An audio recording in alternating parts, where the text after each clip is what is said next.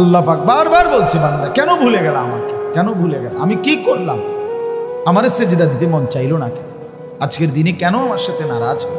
এইখানে যে কয়জন ছেলে বাবা, যে কয়জন তোমরা আজকে 5 ওয়াক্ত নামাজ পড়ো নাই, আমার বাপ, তুমি বলো না আল্লাহর সাথে কেন রাগ করলে, কেন নারাজ হইলা, মালিকের সাথে কেন অভিমান করলা। আল্লাযী খালাকাক, আল্লাহ বলে আমি না তোমাকে বানাইছি, ফাসাওয়াক, আমি তো তোমার শরীরে অঙ্গ প্রত্যঙ্গ লাগাইছি, জানো না তুমি বান্দা। ফাআদালাক, আমি তোমার দেহের অঙ্গ সাজিয়েছি, সুবিন্যস্ত করেছি, সামঞ্জস্যপূর্ণ করেছি, একটার সাথে একটা মিলায়ে দিছি। ফি আইয়ি সূরাতিন মা শাআ রাক্কাবাক, আমি যেমন সুন্দর আকৃতিতে সাজিয়েছি আমি করেছি, আমি করেছি। তাফসীরের মধ্যে লিখছে ফি আইয়ি সূরাতিন মা শাআ রাক্কাবাকের মধ্যে তাফসীর আছে, আল্লাহ চাইলে মানুষের আকৃতির মধ্যে, শরীরটা তো মানুষের, কিন্তু চেহারার এই আকৃতিটা কুত্তার মতো বানাইতে পারত। হাত পাও তো মানুষের, কিন্তু চেহারাটা কুত্তার মতো। কি হতো তখন? শুকরের মতো কি হতো তখন?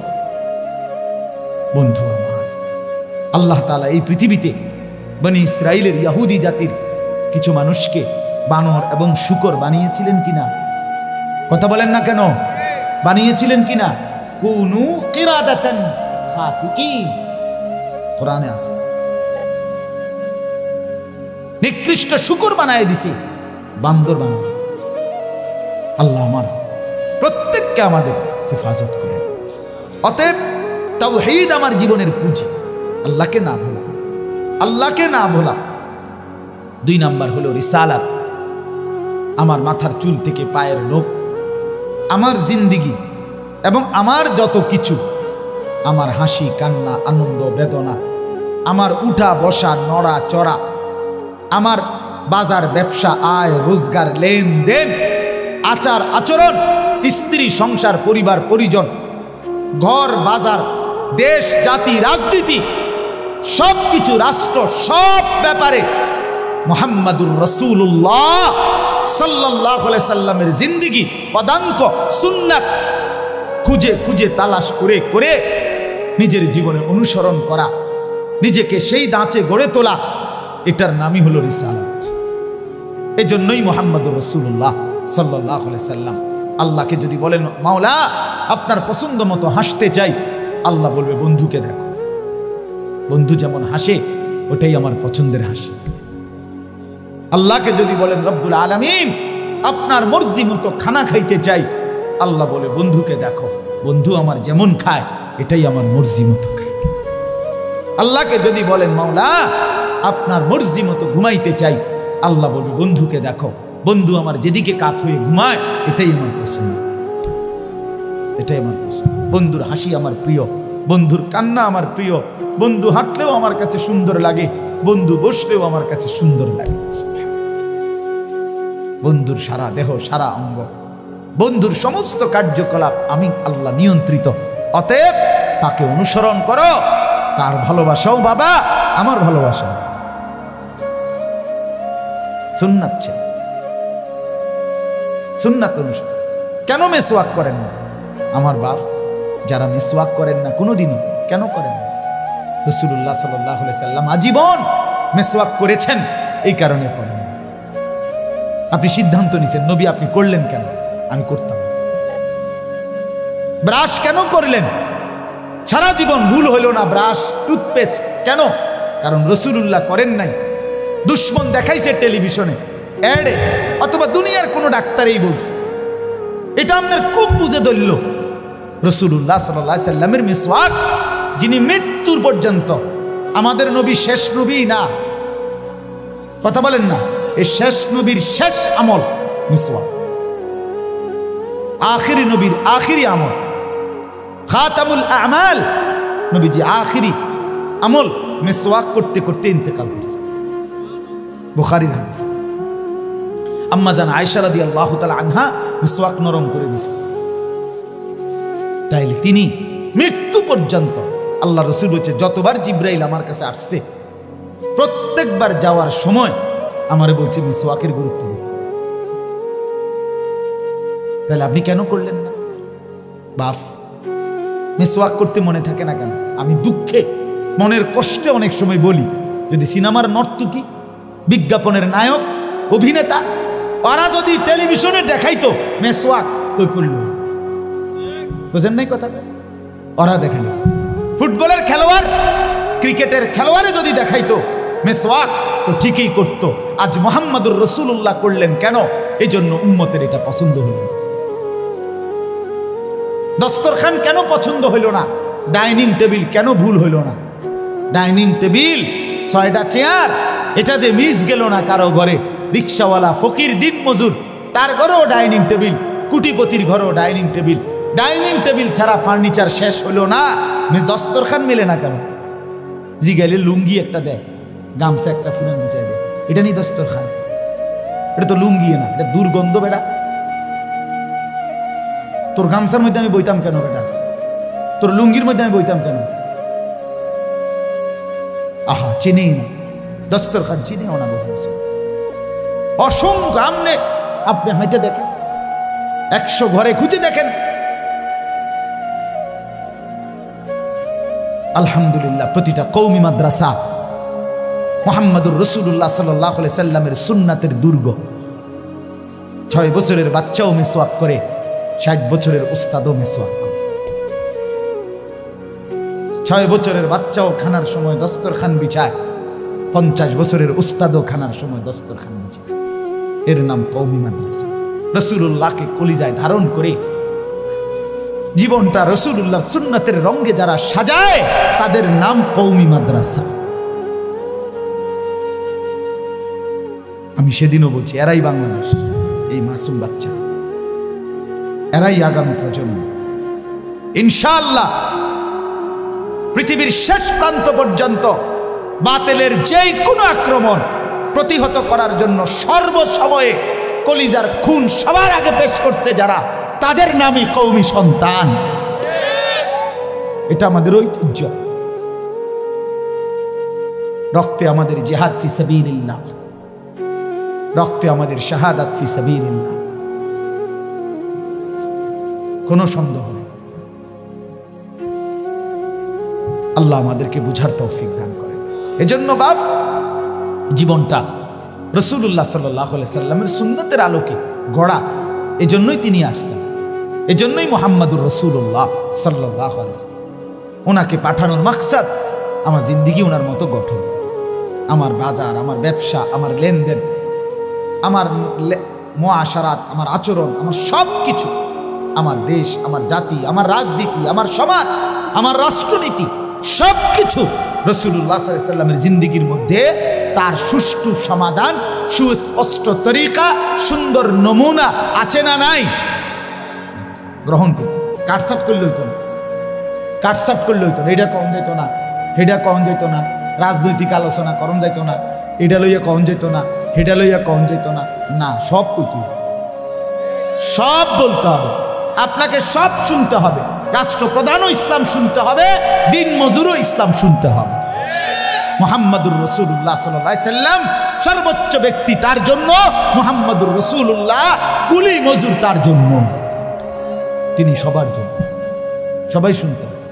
আমি একবার এক জায়গায় আমার বেটা কাগজে লিখে দিছে ভদ্রলোকে, এ কি কি কম যাইতো না, দৈন্তার 9 কান্না লিখছে, 3 মনে 27টা না, এটি কম যাইতো না, এমনি হইতো না, হেমনি হইতো না, হেমনি হইতো না। পরে লিখে দিছে নিচে কোরআন সুন্নাহর কথা বলবো। তাই বললাম, আঙ্কেল আমি আসলে মনে কিছু নিয়েন না, এগুলা তো বাদ দিয়া এরপরে কোরআন সুন্নাহর কথাটা কি হইতে পারে স্যাম্পল হিসাবে আপনি কিন্তু 10টা মিনিট কিন্তু কইয়া দেন, আপনি আগে মানে যে রিবাদ সাদ দিয়া আর এডিরে কয় কোরআন সুন্নাহ, এডি রইছে, আর এরপরে আমি এগুলার ব্যাখ্যা করবো। আপনি কুদ্দুর আগে মূল শিরোনামটা কদ্দুর কইয়া কয়, আমরা কি আর এগুলো জানি? তা আমি কি লিখলেন, এত ফাজিলাম রে কে হইতে কইল? ফাজলামির কোনো সীমা আছে বেটা? তো বেটা কিছু বোঝো না, এটা কম যেত না, এটা কম যেত না, তো সব বাদ দিয়া কোরআন সুন্নাহর কথা কোনটা তুমি কইয়া দাও, তাহলে তো আমি একটা আইডিয়া পাইলাম যে এইভাবে কইতে পারবো আমি, আমার একটা নমুনা দেখার।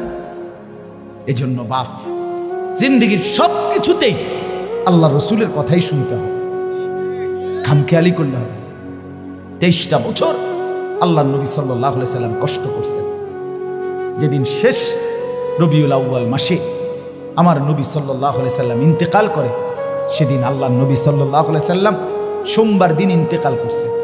ফজরের নামাজের ওয়াক্তে আমার যুবক ভাই, শুনো ভাইয়া, কষ্ট হইলেও বসছো, উঠো না বাপ। এই সোমবার দিন আল্লাহ নবী সাল্লাল্লাহু আলাইহি ওয়াসাল্লাম রবিউল আউয়াল মাসে ইন্তেকাল করছেন।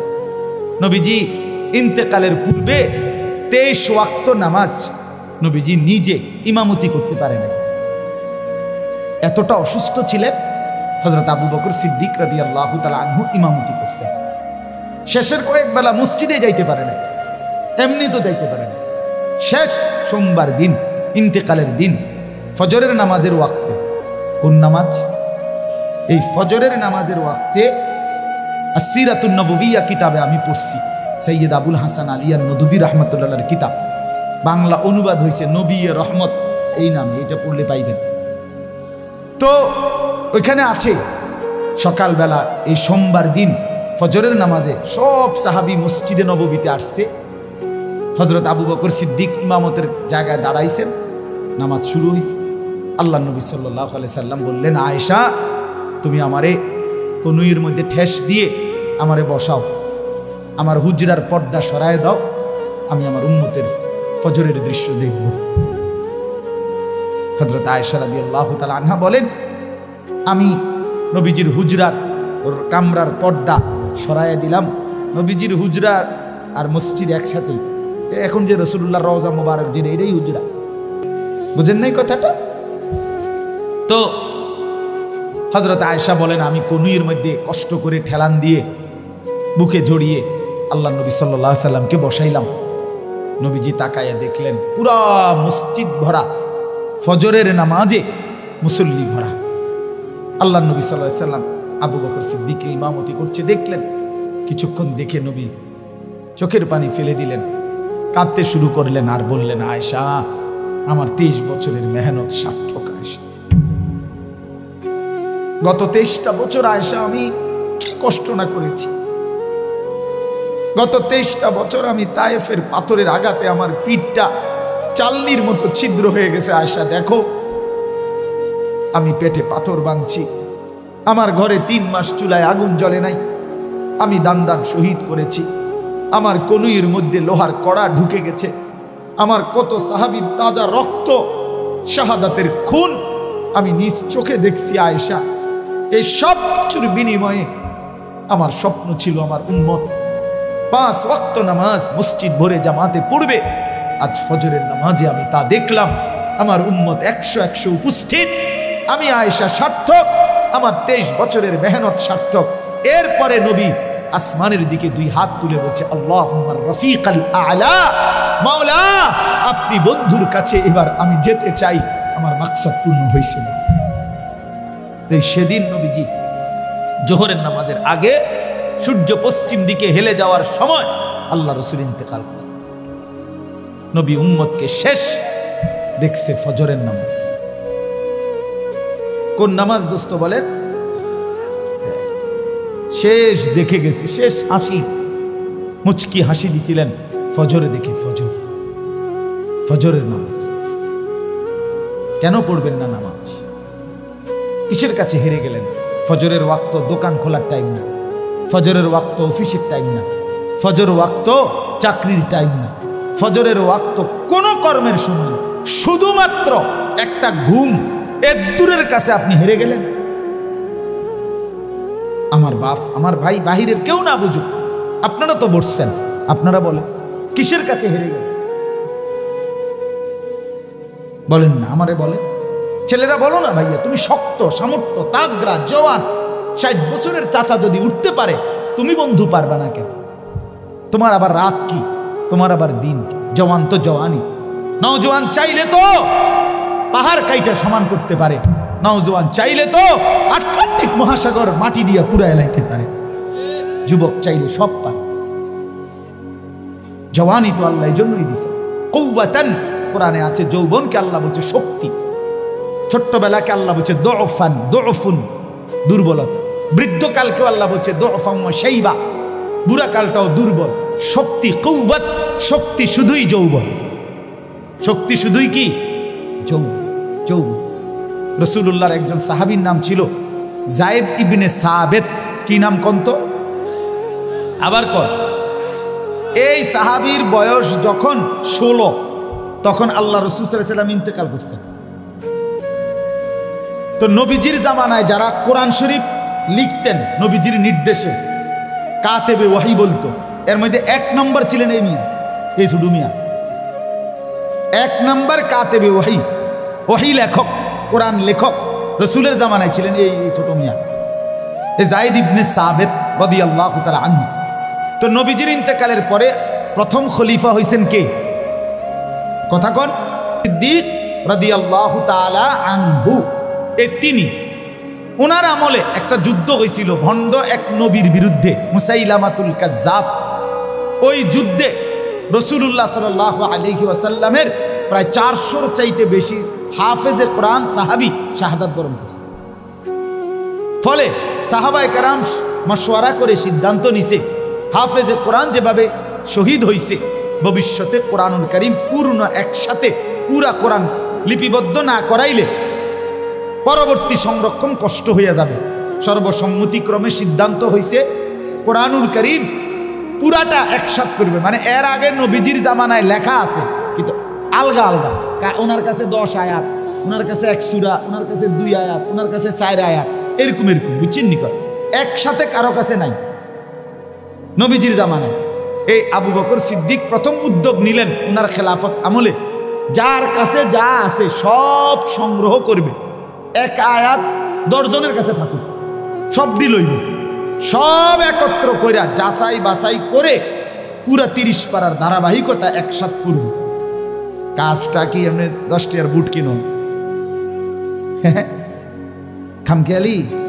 এই 1.25 লাখ সাহাবীর প্রত্যেকের থেকে সংগ্রহ করা, এগুলোর যাচাই বাছাই করা, এগুলোর ধারাবাহিকতা ঠিক করা বিশাল কাম না? কথা বলেন না? এনে কামটা করবে কে? এটার মানে হেড অফ দ্য ডিপার্টমেন্ট, প্রধান কে হবে? এটা প্রথম কামটা করবে কে? হযরত আবু বকর সিদ্দিক রাদিয়াল্লাহু তাআলা আনহু প্রথম নাম প্রস্তাব করলেন এই 16 বছরের তাগড়া জওয়ান যায়েদ ইবনে সাবিতের নাম। বলে ওরে ডাক দাও। ওনারে আনছে। হযরত আবু বকর সিদ্দিক জিজ্ঞেস করছেন, যায়েদ বলো তো তুমি পারবানি ডাকো, এই কোরআন সংকলনের এই বিশাল কাজ তুমি করতে পারবা কিনা? আমি যে কথাটা বুঝাইতে চাইছি আমার ভাই শুনেন। ওই সাহাবী বলতেছে, আমিরুল মুমিনিন আবু বকর সিদ্দিক, আপনি যদি আমাকে বলেন এই চোখের সামনের পাহাড়টা কাইটা আরেকখানে স্তূপ দিতে, আমি যায়েদ সেটাও পারবো ইনশাআল্লাহ। আপনি কইলেন কি? আমার পারতাম না মানে? আমি নওজোয়ান না? আমি পারবো না তো কে করবে?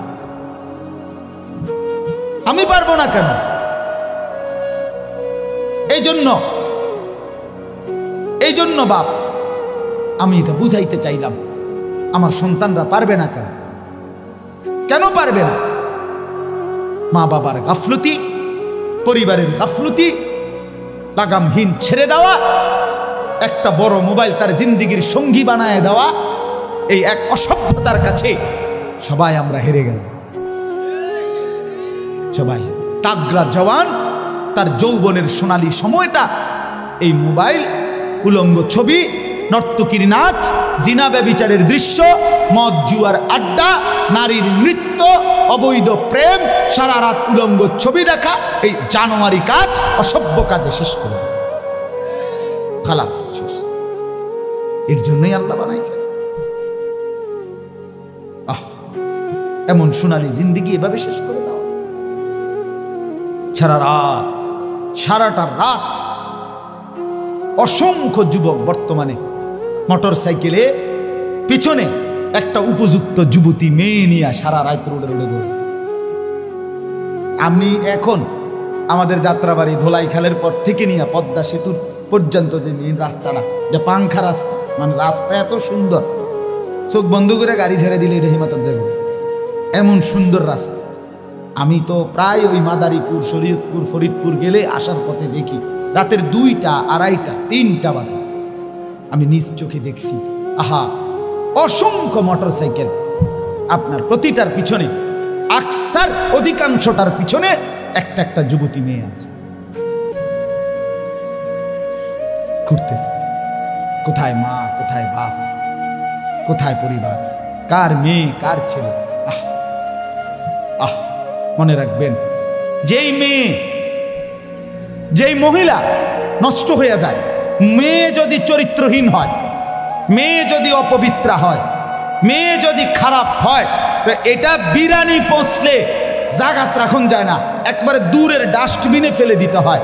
কোনো নারী পচে যাওয়া, মেয়ে নষ্ট হয়ে যাওয়া, মহিলা নষ্ট হয়ে যাওয়া, আল্লাহর কসম এটা শুধু পচছে না, এটা দুর্গন্ধে পুরা সমাজটা শেষ করে দিচ্ছে। নারী নষ্ট হইলে সব শেষ। ভাত ফুরানো হইলে রাতের ভাত সকালে ফানিত ভিজাইয়া খাওয়া যায়, বেডি নষ্ট হইলে এটারে আর জাগাত রাখা যায়। হ্যাঁ, যে মেয়ে বেহায়া দুশ্চরিত্রা, যে মেয়ে কোনো হারাম প্রেমে ঢুকে গেছে, যে মহিলা বিবাহিতা কোনো পরকীয়ায় আসক্ত, মনে করেন ওই সমাজও শেষ, ওই ঘরও শেষ, ওই স্বামীর জিন্দিগিও শেষ, ঘরটাই তখন জাহান্নামের টুকরা।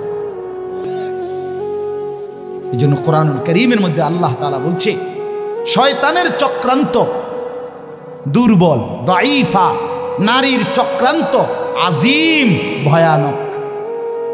ইবলিসের চক্রান্তের চাইতে সরাসরি আল্লাহর কোরআনে আছে নারীর চক্রান্ত তার চাইতে ভয়ানক। নারী অসৎ হইলে শেষ। বেডি যদি সিদ্ধান্ত নেয়, এই জামাই তোরে বেড়া আমি তোর বাপের লগে, মাল লগে, দেবর ননদের লগে তুই কেমনে থাকস, আমি বেডি বাচ্চা দেখতে দেখা দিতাম না, তো মনে করেন শেষ। বুঝেন না? মহিলা যদি সিদ্ধান্ত নেয় আমি আমার জামাইরে, জামাইয়ের আপন মা বাবার সাথে, জামাইয়ের ভাই বোনের সাথে চলতে দিব না, তো এর চাইতে দুর্ভোগ আর লাঞ্ছনা ওই ফ্যামিলিতে আর হয় না। এই জন্য মাদের ইসলাহ খুব দরকার, বোনদের ইসলাহ খুব দরকার, নারীর সংশোধন খুব দরকার। কোরআনুল কারীমে আছে, ইন্নামা ইউরিদুল্লাহু লিইউযহিবা আনকুমুর রিজসা আহলাল বাইত। আল্লাহ বলে, নারী তোমাকে আমি বললাম, মুসলিম নারী, ওয়াকারনা ফি বুয়ুতিকুন্না, তুমি ঘরে অবস্থান করো, ওয়ালা তাবাররাজনা তাবাররুজাল জাহিলিয়াতিল উলা, তুমি বেপর্দা বাহিরে ভিন নারী, অসভ্য নারী, জাহেল মূর্খ নারীদের মতো বের হইও না। 3 ওয়া আকিমনাস সালাহ, আল্লাহ বলছে কোরআনে, নারী তুমি 5 ওয়াক্ত নামাজ পড়ো, ওয়া আতিনাজ যাকাত, বছর শেষে হিসাব করে তোমার স্বর্ণ রৌপ্য গহনা অলংকারের যাকাত প্রদান করো। আর 5 নাম্বার, ওয়া আতিইনাল্লাহ ওয়া রাসূলা, আল্লাহ এবং রাসূলের আনুগত্য করো। আল্লাহ বলে, নারী কেন বললাম? এ আল্লাহ তখন বলছে, আমি আল্লাহ চাই তুমি নারীর মাধ্যমে তোমার পুরা ঘরটাকে পবিত্র করে দিতে। যে নারী নামাজি, যে নারী চরিত্রবান, কসম আল্লাহ, সে ঘর পুরা পবিত্র হয়ে যায়। আল্লাহ আমাদের বোনদেরকে তৌফিক দান করে, আল্লাহ আমাদের মাদেরকে তৌফিক দান করে। হ্যাঁ বাপ, আপনারা যত্নবান হন। আমি প্রত্যেক দিন বলি, খাট পালং আর সোফা, ফার্নিচার আর দালান বিল্ডিং, টাইলস আর বাথরুম, এটা আপনার জিন্দিগির কামিয়াবি না। আপনার স্ত্রী সন্তানের ঈমান, আপনার স্ত্রী সন্তানের নামাজ, আপনার স্ত্রী সন্তানের পর্দা, আপনার স্ত্রী সন্তানের কোরআন, আপনার স্ত্রী সন্তানের হালাল হারাম মেনে চলা, আল্লাহর কসম এটাই আপনার সংসার, এর মধ্যেই আপনার সফলতা, এর মধ্যেই আপনার জান্নাত, এর মধ্যেই আপনার পরকালের মুক্তি। আল্লাহ বুঝার তৌফিক দান করে। শেষটা হইল আখিরাত, এটাই শুধু তর্জমা বললে আপনারা বুঝে ফেলবেন। শেষ এক হইল, জীবনের সব কিছু আমার হবে কার থেকে? আর জীবনের সব কিছু আমাকে সাজাইতে হবে কার মতো? এই সহজ বুঝলেন না? আর রয়েছে কি? আমার জিন্দিগির আল্লাহকে সবসময় স্মরণ রাখা, রসুলুল্লাহর মতো জীবন গড়া। কেন কেন এগুলো দরকার? কেন? ভাত মাছ চাল ডাল দালান বিল্ডিং করার জন্য না, আখিরাতের জন্য। আমার কবর, আমার হাসর, আমার মিজান, আমার ফুলসেরাত, আমার পরকাল, আমার আখিরাত, আমার জান্নাত, আমার জাহান্নাম থেকে মুক্তি, এর জন্য আমাকে তাওহীদ ঠিক রাখা, রসুলুল্লাহর অনুসরণ ঠিক রাখা, এটা জরুরি। তাহলে আমার জীবনের তিনটা জিনিস, তাওহীদ, রিসালাত, আখিরাত। বলেন আবার কোন? এইবার তরজমা শুনুন, তাইলে কথা শেষ। আল্লাহ তাআলা বলেন বিসমিল্লাহির রহমানির রহিম, কোরআনুল কারীমের ৭৫ নম্বর আয়াত। আরে সূরা কত নাম্বার? সূরা কিয়ামা, কিয়ামত আর কি। আল্লাহ তাআলা বলেন লা উকসিমু বিয়াউমিল কিয়ামা, আমি আল্লাহ কসম করছি কিয়ামত দিবসে। আমি কসম করছি বান্দা, আমি কসম করে বলছি কিয়ামত নিশ্চিত। আল্লাহ কসম করলে, এমনিতে বললেই তো আল্লাহর কথা ১০০ সত্য। সেখানে আল্লাহ আমাদের বিশ্বাস আরো হওয়ার জন্য কসম করছে। এরপরে আখিরাতকে ভুলে যাওয়া বুদ্ধিমানের কথা বলেন না, বুদ্ধিমানের কাজ। আল্লাহ আমাদেরকে বুঝ দান করেন। ওয়ালা উকসিমু বিন-নাফসিল লাওয়ামা, আল্লাহ বলেন ২ নম্বরে আমি আরো কসম করছি ওই অন্তরের, যেই অন্তর মানুষকে গুনাহের প্রতি তিরস্কার করে, নেক কাজের প্রতি আহ্বান করে। এমন একটা দিলের যদি কাউকে আল্লাহ এমন একটা দিলও দান করে, বড় মুবারক, বড় মুবারক, বড় ভাগ্যবান। এটাকে নফসে মুমিনাও বলে, নফসে লাওয়ামাকে। মানুষের ভিতরের এই প্রবৃত্তি, মানে আমাদের ভেতরের চাহিদা, প্রত্যেকের ভিতরে এই চাহিদা, এই নিয়ামতটা যদি না থাকতো দুনিয়া চলত না। দুনিয়া চল, আপনি বইয়া রয়েছেন কি ওটা না মনে হয় না, বাদ গাইতে না মনে হয়, চলো না আইটে না ভালো লাগে না, আপনি সাদা বাদ, ঠিক কিনা বলেন না কেন? মানে এইটা যদি না থাকতো ভিতরে প্রবৃত্তি, চাহিদা, সব তস্ত চাই, সব তস্ত চাই। তো এই প্রত্যেক মানুষের নফস, ভিতরের চাহিদা, নফস এটা ৩ প্রকার। কয় প্রকার? ৩। প্রথম, প্রত্যেক আত্মার প্রথম চাহিদা গুনাহের দিকে আহ্বান। মন প্রথম চায় গুনাহ করতে, মন প্রথম চায় অলসতা, মন প্রথম চায় অবহেলা, মন প্রথম চায় নাফরমানি, মন প্রথম চায় অবাধ্য। ৬০ বছর যার ফজরের নামাজ কাজা হয় নাই, ওই ব্যক্তির মনেও প্রথম শয়তান অথবা নফস তাকে ধোকা দেয়। আচ্ছা উঠতে আরি সবসময় তো রাহো না, ইন্নান নাফসা লাআম্মারাতুম বিসসু, প্রত্যেক মানুষের অন্তর প্রথম গুনার দিকে আমন্ত্রণ করে। কিসের দিকে? এটাকে বলা হয় আপনার প্রথম নফসে আম্মারা, যেটা গুনার দিকে ডাকে। ২ নাম্বার হলো নফসে লাওয়ামা, ভিতরে এমন একটা প্রবৃত্তি তৈরি করা, যেই প্রবৃত্তি, যেই চাহিদা আমাকে যখনই গুনাহ হয় তখনই তিরস্কার করে। আহা কি করলি, আহা কি করলি, এটা কেন করলি, মিথ্যাটা কেন বললি, চুরিটা কেন করলাম, লোকটাকে কেন গালি দিলাম, নর্তকী কেন দেখলাম, নাচ গান কেন দেখলাম, লোকটাকে ওজনে কম দিলা কেন, এই বেটার উপরে জুলুম করলা কেন। এই যে বিবেকের দংশন, বিবেকের দংশন, অনুভূতির টানাপোড়ন, নিজের কলিজার মধ্যে জ্বলা পোড়া। আহা নামাজটা ছুটে গেল, আহা আর একটু আগে দাঁড়াইলে জামাতটা পাইতাম, আহা প্রথম রাকাতটা কেন পাইলাম, কেন কেন ফজরের নামাজটা জামাত ছুটে গেল। এই যে একটা অস্থিরতা, এই যে একটা বেচাইনি, বেচাইনি। আজকে সারাদিনে হায় হায় একবারও আল্লাহকে ডাকলাম না, একটু কোরআন শরীফও করতে পারলাম না, কাউকে 10টা টাকা দান করতে পারলাম না। এই যে কোনো নেক আমলের প্রতি একটা অস্থিরতা, গুনাহের প্রতি একটা নিজের অস্থিরতা, কেন করলাম, এই কেন আমল ছুটে গেল, এতটুকু চাহিদা যদি কোনো দিলের মধ্যে থাকে, এটাকে বলা হয় নফসে লাওয়ামা। এর থেকে নিচে মুমিনের নামা উচিত না। এর থেকে নিচে নামলে তারে মুমিনের অন্তর বলে না, তারে ইমানদার বলে না। দৈন্তান্না কান্না রাসূলুল্লাহ সাল্লাল্লাহু আলাইহি সাল্লাম বলেন, ইজা সাররাতকা হাসানাতুকা ওয়া সাআতকা সাইয়্যাতুকা ফাআনতা মুমিন। নেক কাজ করলে যদি তোমার ভাল লাগে, গুনার কাজ করলে যদি তোমার কষ্ট লাগে, তাহলেই তুমি মুমিন, তাহলে এখনো তোমার ঈমান। কিন্তু বছরের পর বছর গুনার পরেও যখন বিবেকের কোনো দংশন নাই, তোমার ঈমান নাই। নাউযুবিল্লাহ। এটাই আমি বলতে চাইছি। প্রথম 10টা বছরে কেন মনে পড়লো না বিবি বাচ্চাকে টেলিভিশন থেকে ফেরানো দরকার? 10টা বছর টানা কেন মনে পড়লো না দাড়ি কাটা বন্ধ করা দরকার?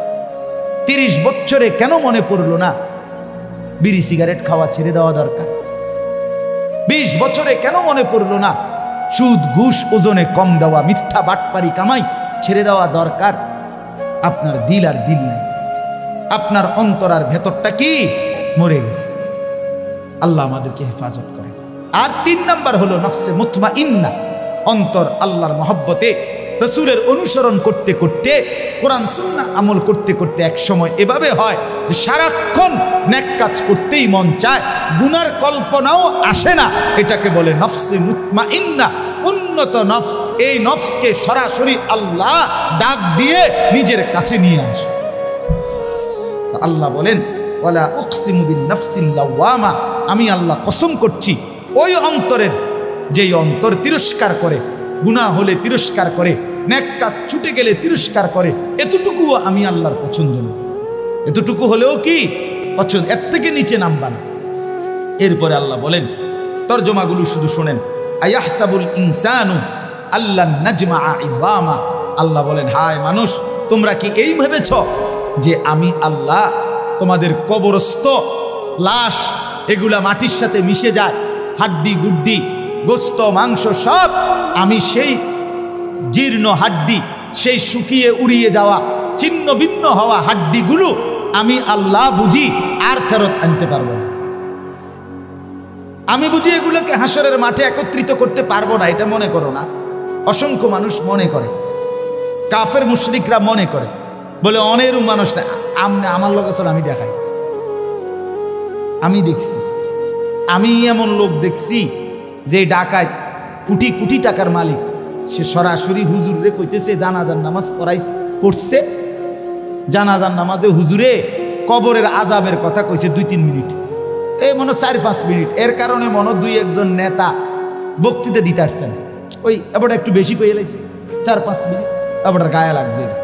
বুঝছেন নি কথা? এবার বিরাট নেতা, 1 লাইন শুদ্ধ কুল্লু নাফসিন যায়িকাতুল মাউত, এইটাও কইতারা। অসংখ্য মানুষ জীবনে দেখছি এই জানাজার সামনে আইয়া বক্তৃতা মারে, কুল্লু নাফসিন যায়িকাতুল মাউত, কুল্লু নাফসিন। তুই এটা কিতা বলি বেটা? তুই যেহেতু একটা জানাজাই ফরজ, তুই তো কমপক্ষে এই লাইনটা ঠিক করা দরকার আছে না? এটা নেই, কুল্লু নাফসিন, কুল্লু নাফসিন, এটা এই হোয়াদের বেড হইতারি। বুঝছেন না কথা? এবার উনি এই বেচারা ইমাম সাহেবকে ডাক দিয়া বলতেছে, আমি নিজ চোখে দেখছি ওই লোকটারে। বেটা কয়, হুজুররা কবরের আযাবের মিথ্যা ভয় দেখিয়ে লোকদেরকে আর কতদিন বোকা বানিয়ে রাখবে? এই বাংলাদেশ মুসলমানের বাচ্চা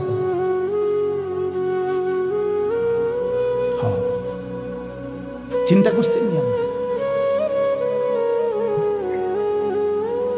আমি গত বছর খুলনায় এক চিল্লা সময় লাগাইছিলাম, আগস্ট মাসে পূর্ণ 40 দিন। প্রায় 15 জন আলেম আমার সাথে ছিল, 30 জন সাথী, এর মধ্যে 15 জনই মোহতামিম নিয়ে আমি এক চিল্লা সময় লাগাইছিলাম গত বছর। আপনার আলহামদুলিল্লাহ 40 দিন পরে 17টা জামাত নিয়ে কাকরাইল আসছিলাম, 270 জন, এর মধ্যে 57 জন আলেম। খুলনার সবচেয়ে বড় আলেম, করাচি হযরতের খলিফা, উনিও চিল্লেবেন। আলহামদুলিল্লাহ। যাই হোক, তো ওইখানে আমি 4টা প্রাপ্তবয়স্ক অনার্স পড়ুয়া যুবক আমি নিজে কথা বলছি, এদের ওরা সরাসরি বলছে যে আল্লাহ বলতে কিছু আছে। আমি মোটেই বিশ্বাস করি। মুসলমানের বাচ্চা, এজন্য বললাম এখনো আছে, এখনো আছে। তো আল্লাহ বলেন, আয়াহসাবুল ইনসানু আল্লান নাজমাআ ইযামা, কি মনে করছো বান্দা আমি আল্লাহ সেই চূর্ণ বিচূর্ণ হওয়া হাড্ডি হাসরের ময়দানে তুলতে পারবো না? না। এবার আল্লাহ একটা আজীব কথা বলছে, দারুণ কথা, এটা শুনেন। বালা কাদিরিনা আলা আন নুসাব্বিয়া বানানা। মজার জিনিস, এই যে বৃদ্ধাঙ্গুল আছে না, এই যে এটা বোঝেননি? এই বৃদ্ধাঙ্গুল এটা দিয়ে কি দেয় জানেন? এই যে ফিঙ্গার দেয়, যে বোঝেননি? ফিঙ্গার দেয়। ফিঙ্গার দিলে ফিঙ্গার ওই মেশিনটার মধ্যে এই ভিতরের যেই রেখাগুলো ভিতরের এগুলো উঠে। মূলত 800 কোটি মানুষ যদি এক ফিঙ্গার দেয়, তাইলে 800 কোটি ভিতরের এই রেখা ভিন্ন ভিন্ন। আরে দোস্ত, আল্লাহরে চিনলা না? আচ্ছা, এই কদ্দুর জায়গার মধ্যে 800 কোটি ভিন্ন ভিন্ন রেখা কেমনে বানাইল? আমনে আইকা দেন সে আলগা আলগা, নাহলে 30টা করতে পারবেন। কথা বোঝেন না আপনি? এটার লগে এটার মিল নাই, এরকম ব্যামিল ব্যামিল ব্যামিল করে করে, নাহলে কয়টা মানে একদ্দুরের ভিতরে, এদ্দুর কাগজের ভিতরে আপনি একদ্দুরের ভিতরে আইকা দেন সে 30টা, নাহলে 300টা। 800 কোটি, 800 কোটি। সুবহানাল্লাহ, সুবহানাল্লাহ, কি কারিগর মহান মাওলা! এতটুকু জায়গার মধ্যে কিভাবে এই রেখাগুলো, নাহলে এই ফিঙ্গার দিয়ে আলাদা আলাদা বোঝে কেমন? আমার সৌদি আরবে আমরা হজ্জের মহিলা, আমরা লগে বেডি রোমে যার লগে সিট দিছে হে বেডির লগে রাগ কইরা না আমি এন্দে ঘুমাইতাম না, এই কথা কইয়া ঝগড়া কইরা একের কিচ্ছু না নিয়া, কোনো একটা কাগজপত্র কিছুই না নিয়ে বেডির লগে সেটটা গেছে রোমের থেকে। আমরা শোয়ার থেকে উঠতে শুনি বেডি নাই, হায় হায়, লগের গুণ কইতেছে কিচ্ছু নিছে না। এখন এই মহিলারে বাইর করবো কিভাবে? কোনো ব্যবস্থা নাই বের করার। কোথায় খুঁজবে? মহিলা তো কিছু দেখাইতেও পারবে না, কোনো কাগজ নাই, কিছুই নেয় নাই, পাসপোর্ট টাসপোর্ট ভিসা কিচ্ছু না। অস্থির আমরা। রাত্র 11টা বাজে মুআল্লিমের কাছে ফোন আসছে ওই সৌদি অফিস থেকে, আপনাদের হাজি মহিলা নিয়ে যান। এবারে মুআল্লিম নিয়ে আইছে। মুআল্লিম সাহেবরে জিজ্ঞাসা করলাম, আপনি বুড়ি কেমনে আনলো? ওনারা পাইলো কেমনে, চিনলো কেমনে? আমার গো লোক যে কয় যে অটোমেটিকলি ওই মহিলার কিছুই নাই দেখা তার ফিঙ্গার নিছে, এই ফিঙ্গার দিছে, আর এই তো পুরা বায়োডাটা কম্পিউটারে চলে আসছে। কথা বুঝছেননি আমার? এই কথাটার অর্থ হইল, এখানে আল্লাহ তাআলা বলেন সুবহানাল্লাহ, বালা কাদিরিনা আলা আন নুসাওয়িয়া বানানা। এই বানানা শব্দের অর্থ হলো আঙ্গুলের অগ্রভাগ, ফিঙ্গার। ফিঙ্গার এই কদ্দুর জায়গা। আল্লাহ বলে হাসরের ময়দানে ওই প্রথম ব্যক্তি আদম থেকে ইসরাফিলের ফু পর্যন্ত যতগুলো মানুষ আমি বানাইছি, প্রত্যেকের এই আঙ্গুলের ভিতরে যে রেখা আলাদা আলাদা দিছিলাম, ওই হুবহু ওইটা মিলাইয়া ফেরত আমি। এখন ফিঙ্গার দিয়ে রাখো, হাসরের ময়দানে আবার ফিঙ্গার দিলে ওই হুবহু আগের ফিঙ্গার ফেরত পাইবে। বালা কাদিরিনা আলা আন সাওয়িয়া বানানা। আমি শুধু হাড্ডি ফেরাবো না, আমি শুধু বান্দা গোশত ফেরত দেব না, আমি আঙ্গুলের ভেতরের রেখাগুলো পর্যন্ত ফেরত দিয়ে দেব। বাল ইউরিদুল ইনসানু লিয়াফজুরা আমামা। তবুও বান্দা মানুষ তার অগ্রভাগ নিজের বর্তমান অবস্থা নিয়ে তো নাফরমানি করে, এমনকি পরবর্তী অবস্থা নিয়েও নাফরমানি করে। কি নাফরমানি? ইয়াসআলু আইয়ানা ইয়াউমুল কিয়ামাহ। আল্লাহ বলে নাফরমান ইমানদার মুত্তাকি নেককারদেরকে ব্যঙ্গ বিদ্রুপ করে জিজ্ঞেস করে কখন হবে কিয়ামত। কয় না কা কি হুজুর, কত কিছুই তো কোন, কই কিচ্ছু তো দেখি না। কথা বুঝেন নাই? আল্লাহ বলে ফাইদা বারিকাল বাসার, সত্যি সত্যি কিয়ামত হবে বান্দা, ইসরাফিল ফু দিবে, তখন কিন্তু চোখের মধ্যে দ্বিধা লেগে যাবে, ধাঁধা লেগে যাবে। আহা কি হলো, আহা কি হলো, সব যে কাঁপতে শুরু করলো, সব যে নড়তে শুরু করলো। আল্লাহ কোরআনে বলেন ইন্না জালজালাতাস সাআতি শাইউন আযীম। ইসরাফিল ফু দিবে, কিয়ামত শুরু হবে, গোটা সৃষ্টি জমিন একসাথে ভূমিকম্পে কাঁপতে শুরু করবে। সেদিন ওই মনে আসেনি, শনিবার দিন সকাল 9:30 বাজে যে ভূমিকম্প হয়েছিল, মন নাই? এই কয়দিন আগে যে হইল না, আমি চাঁদপুর ছিলাম। তো কুমিল্লা ক্যান্টনমেন্টের এক ব্যবসায়ী, তারা বড় মার্কেটের সব রাস্তা তাই এলাইছে, হেরা এই লরণ শুরু হয়েছে।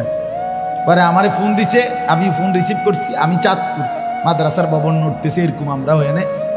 তো হুজুর হুজুর হুজুর হুজুর হুজুর কত দোয়া করেন, দোয়া করেন। আমি কি ভাই আমরা এনে ভূমিকম্প, আমরা সব বাইরে করছি।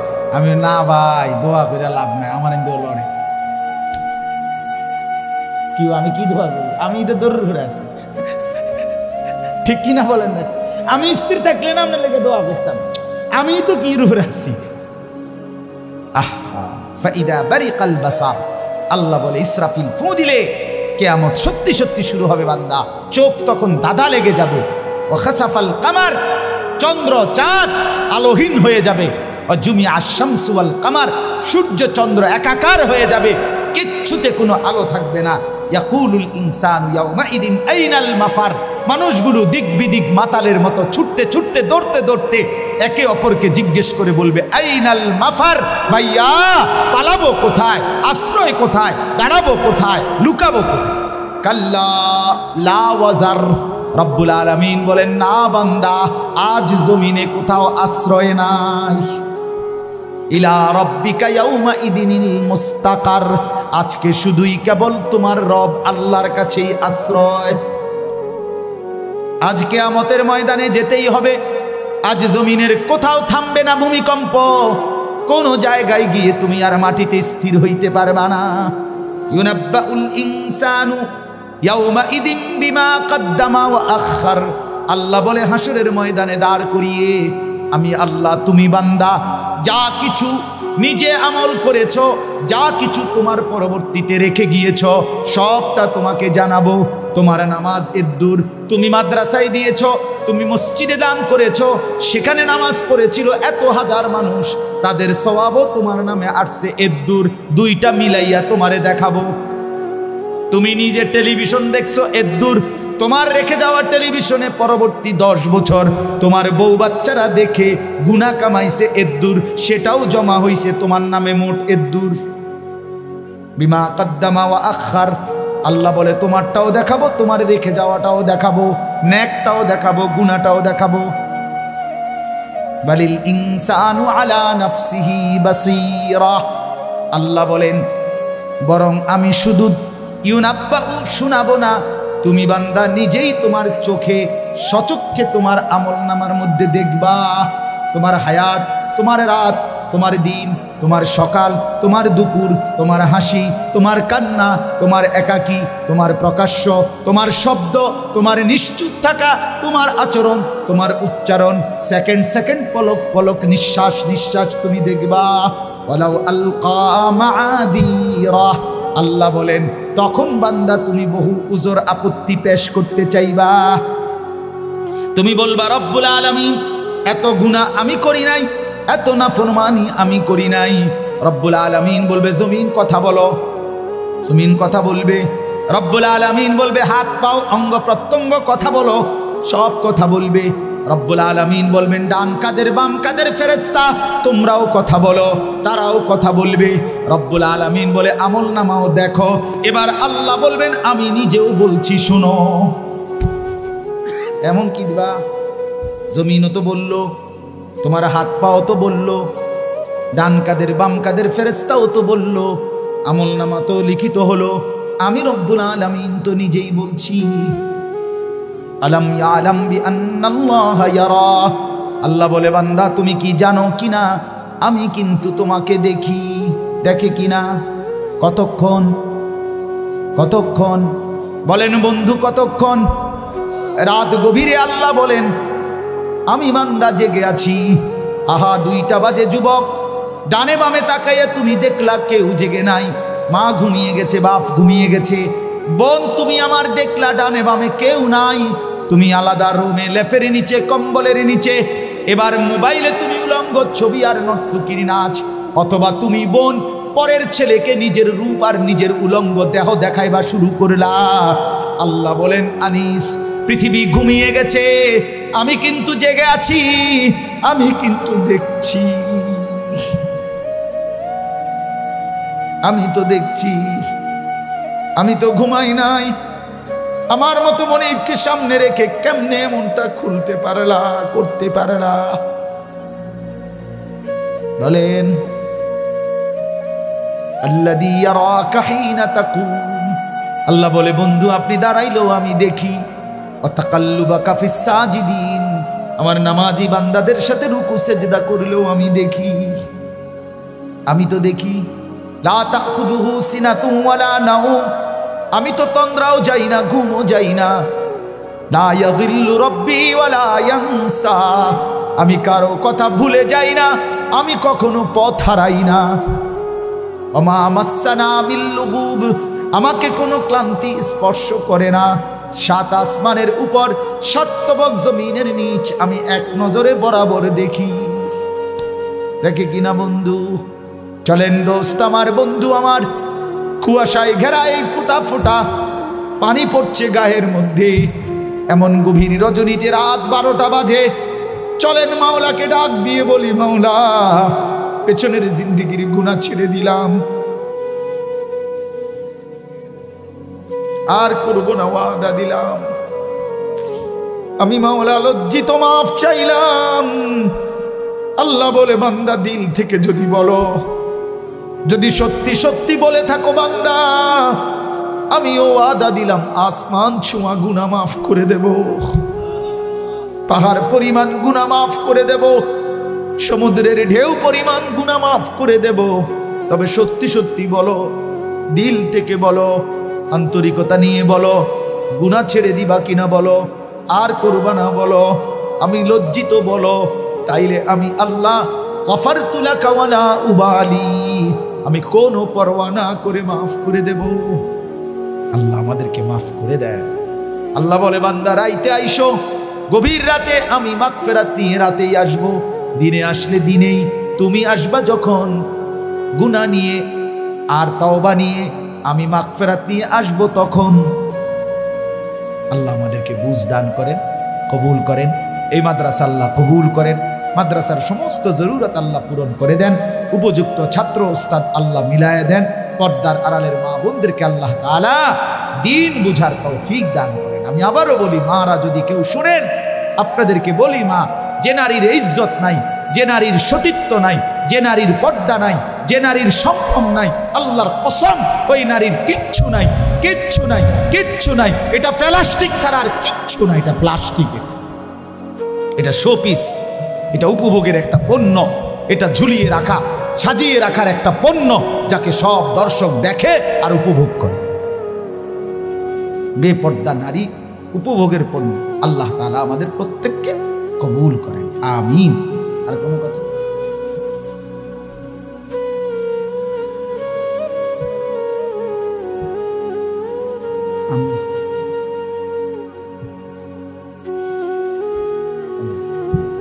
জি, আল্লাহ কবুল করেন। মাদ্রাসাকে ভালোবাসেন।